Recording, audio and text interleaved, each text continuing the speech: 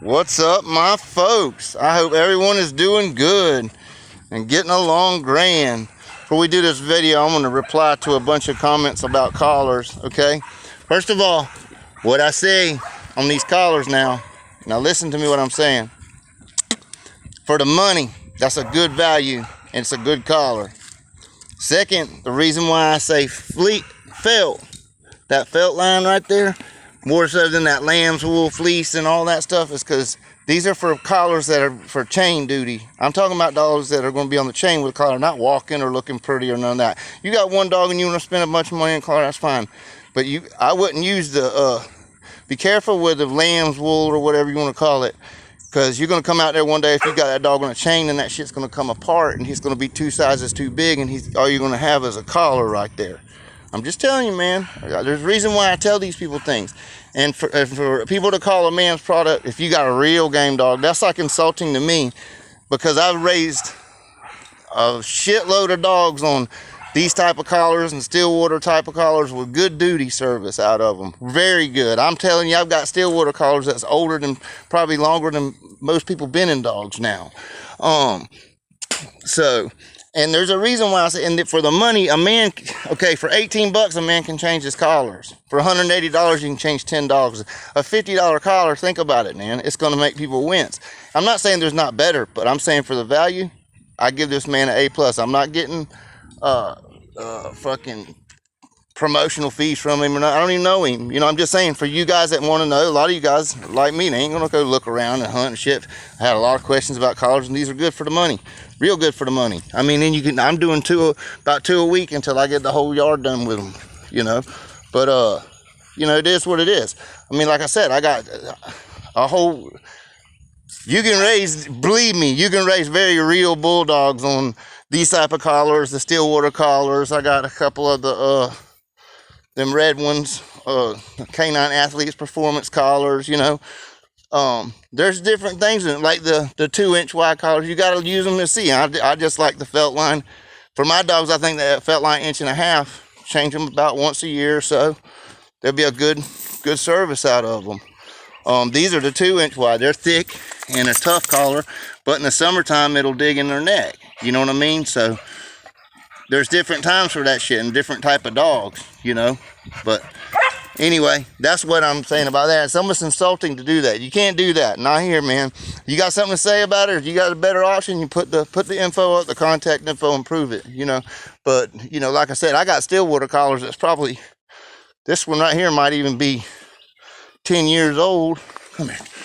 Probably. That's an old Stillwater. You know what I'm saying? And raised plenty of dogs. Probably raised 4 dogs on that collar up.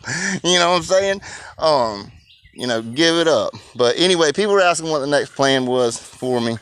As far as the breeding is. Well, the next big thing that we got going, I'm fixing to hit it with a dynamite now. I'm fixing to put the explosion back in our shit. I think I want to bring the dynamite back up on our yard. I know how this stuff works. I don't care about nobody's feelings of anybody or any of this or any of that. I know what I know, and I know how it works with my shit, and I know what it does for us, and I know what I like. And so we're going to be breeding Rita, which she's double bred dynamite on top. So we're going to be breeding her back in a dog Tom's got. It'll put the dogs, it'll be 5 times dynamite in 4 generations. You know, they'll be very heavy dynamite dogs. So that's what we're doing, and we're doing it more like for a sperm bank, you know. And I mean, I don't care about nobody's feeling about shit. I'm doing it. It's no fuss, no muss. Go pay the money, get the dog bred, be done with it. You know what I'm saying? It's a young dog. It's a dynamite junior dog that we'll be breeding too. We'll probably keep a couple pair off of it, you know, and hopefully we might have a couple of them we can let out for somebody good. But of course, you know, there ain't gonna be no $700 puppies. You're gonna have to put so much in to getting them bred, you know. But it'll still be fair. But anyway, man, I got lucky. I've been blessed. I always say, man, I wish I could have me a little Tank, like a dog like Tank, but smaller. And I got me one. And he acted just like him when he was a puppy. Smart. He just won't get in his fucking doghouse for shit hardly, unless you put a hot dog in front of him. Ain't about to do anything for a hot dog. But yeah, he's gonna be I think he's gonna be another Tank, but about 38 pounds, 39 pounds. I'm hoping. 35 would even be all right. He's probably about 35 now, maybe.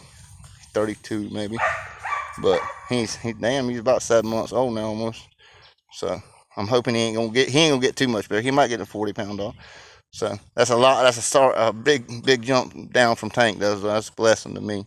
He'll be able to do just as bad. Watch. I bet he'll be able to catch hogs just as good. But anyway, that's the plan, guys. It's gonna be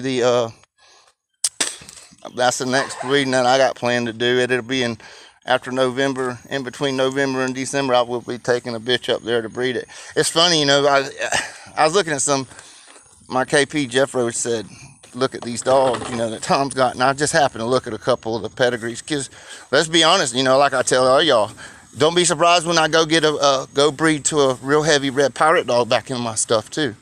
So I mean, there's times that you can go out and breed and incorporate different stuff to bring it up tighter in your line, and it's good. That's how you keep them working good. You know what I'm saying? Keep it with them things. Yeah, she's bred pretty good, so I'm expecting something off her at the end of the month. Now them are good. You know what I'm saying?